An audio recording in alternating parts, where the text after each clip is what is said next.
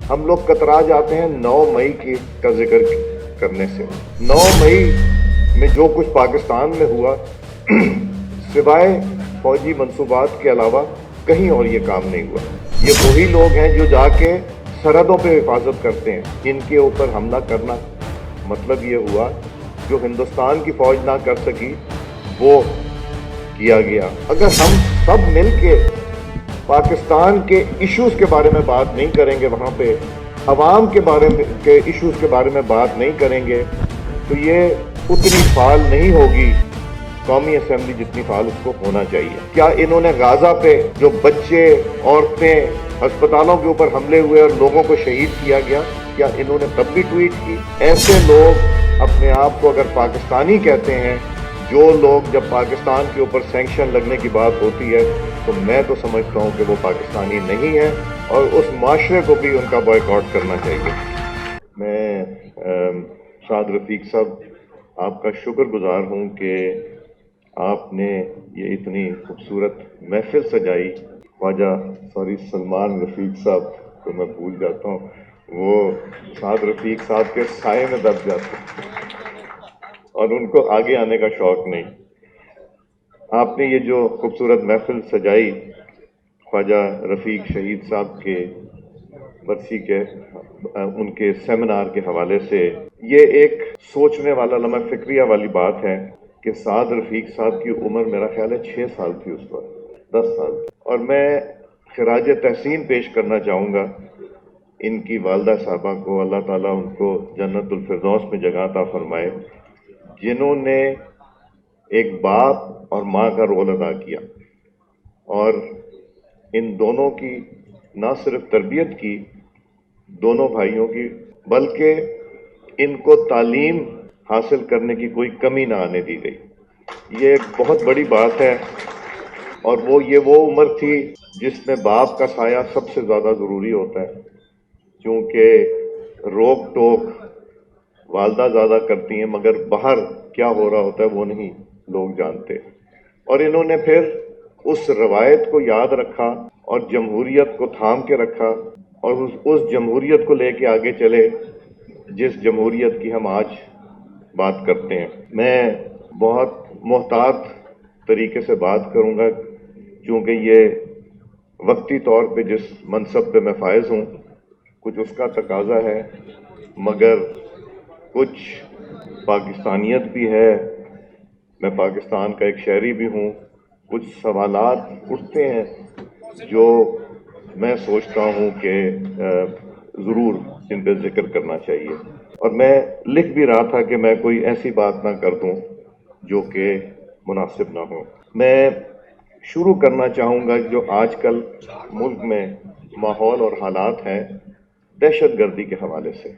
ये ज़रूर कहा जाता है कि सबसे ज़्यादा मुश्किलात दहशत गर्दी के हवाले से इस वक्त खैबर पख्तूनख्वा में है। कुछ बलोचिस्तान के एरिया भी इसकी जद में हैं। हम सब जानते हैं कि इस दहशत गर्दी को सपोर्ट फाइनेंशियली कौन कर रहा है, कहाँ से कर रहा है। मगर मैं ये भी सवाल उठाता हूँ जो मैं अपने आप से भी उठाता हूँ, अपने दोस्तों से भी उठाता हूँ कि पाकिस्तान ने ज़रब-ए-अज़्ब और रद्दुल फसाद में अरबों डॉलर खर्च किए पाकिस्तान को महफूज बनाने के लिए, और पाकिस्तान के अफवाज पाकिस्तान के, पुलिस के, रेंजर्स के, एफसी के नौजवानों ने अपने जानों के नजराने दिए।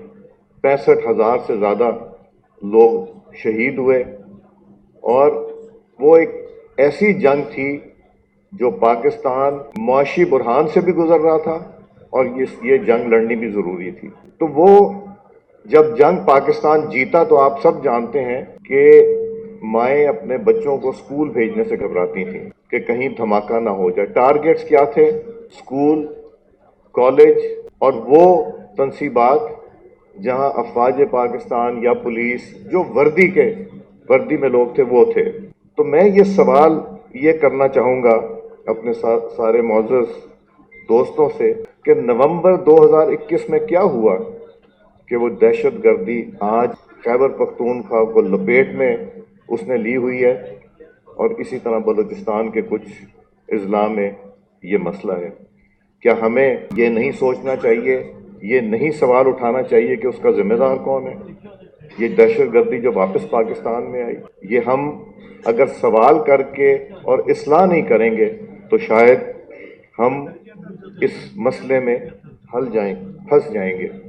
مجھے ایک لقب دیا گیا حولدار کا، تو خواجہ سعد رفیق صاحب، میں تو فخر کرتا ہوں ان حوالداروں پہ اور ان سپاہیوں پہ جنہوں نے 24 کروڑ پاکستانیوں کو کی زندگی آسان کرنے کے لیے اپنے جانوں کے نذرانے دیے۔ یہ وہ حوالدار اور سپاہی ہیں جو سب سے آگے سینے پہ گولی کھاتے ہیں تاکہ ہم لوگ آرام سے سو سکیں، ہمارے بچے اسکول جا سکیں، ہمارے گھروں میں وہ حالات نہ ہوں جو اس زمانے میں ہوتے تھے۔ تو حوالدار اور سپاہی، آپ کی چیک پوسٹ پہ سپاہی اور حوالدار کھڑا ہوتا ہے، آپ کے بارڈر پہ سپاہی اور حوالدار کھڑا ہوتا ہے۔ تو مجھے تو یہ جب لقب ملا تو میں نے اس کو سراہا اور میں نے کہا کہ یہ خوشی کی بات ہے، کیونکہ میں تو کم از کم ان نوجوانوں کو فخر سے دیکھتا ہوں۔ میں ایک تکلیف دہ بات بھی ضرور کرنا چاہوں گا۔ ہم لوگ کترا جاتے ہیں 9 مئی کا ذکر کرنے سے۔ 9 مئی میں جو کچھ پاکستان میں ہوا سوائے فوجی منصوبات کے علاوہ کہیں اور یہ کام نہیں ہوا، نہ گورنر ہاؤس، نہ چیف منسٹر ہاؤس سارے صوبوں میں، مگر ٹارگٹ اگر بنا تو وہی جگہ بنی جہاں سے پاکستان کی بنیاد کو کمزور کرنے کے لیے بات ہوئی۔ یہ وہی لوگ ہیں جو جا کے سرحدوں پہ حفاظت کرتے ہیں۔ ان کے اوپر حملہ کرنا مطلب یہ ہوا جو ہندوستان کی فوج نہ کر سکی وہ کیا گیا۔ اور پھر ہم بات کرتے ہیں جو لوگ سالہ سال پاکستان نہیں آتے، جو لوگ پاکستان شاید ان کے اتنے روابط نہیں ہیں، جو پاکستان سے باہر بیٹھے ہیں اور یہ جو پاکستان کے اندر بیٹھے ہیں، ان کا بھی ذرا سوچئے۔ جن لوگوں نے کہا کہ جی ملٹری کورٹس بن گئے، ملٹری کورٹ سے سزائیں ہو گئیں، کیا یہ پہلی دفعہ ملٹری کورٹ سے سزائیں ہوئیں یا کئی 100 لوگوں کو 2018 سے لے کے 2022 اپریل تک جو سزائیں دی گئیں اس کا کسی کو یاد نہیں؟ کیا ان لوگوں نے جو باہر بیٹھ کے سوشل میڈیا کے اوپر ٹویٹ کرتے ہیں، انہوں نے کبھی کشمیر کی بات کی جب آرٹیکل 370 لگایا گیا مقبوضہ کشمیر کے اوپر؟ کیا انہوں نے غازہ پہ جو بچے، عورتیں، ہسپتالوں کے اوپر حملے ہوئے اور لوگوں کو شہید کیا گیا، کیا انہوں نے تب بھی ٹویٹ کی؟ ایسے لوگ اپنے آپ کو اگر پاکستانی کہتے ہیں، جو لوگ جب پاکستان کے اوپر سینکشن لگنے کی بات ہوتی ہے تو میں تو سمجھتا ہوں کہ وہ پاکستانی نہیں ہیں، اور اس معاشرے کو بھی ان کا بائیکاٹ کرنا چاہیے۔ یہ بھی گزارش کرنا چاہوں گا کہ ہم نے یہ ایک سلسلہ چلایا جس میں سعد رفیق صاحب، رانا ثناء اللہ صاحب اور ہمارے سینئر قائدین، میرے سے تو سبھی سینئر قائدین ہیں، ان سب نے سیاسی سلسلہ یہ چلایا کہ تلخیاں اپنی جگہ مگر بات چیت ہونی ضرور چاہیے۔ اور وہ جماعت جس نے 4.25 سال بات کرنے سے انکار کیا، انہوں نے جب اپیل کی، اپوزیشن نے جب اپیل کی اور ذمہ داری اسپیکر کے دفتر پہ ڈالی، تو میرا تو کام یہی تھا کہ میں حکومت پاکستان کو پیغام پہنچاؤں۔ میرا رول بڑا لمیٹڈ رول ہے، ان کو فیسیلیٹیٹ کرنا، ان کو بٹھانا، ان کی بات چیت کرانا، مگر گفتگو کیا ہوتی ہے یہ ٹریجری اور اپوزیشن فیصلہ کرے گی۔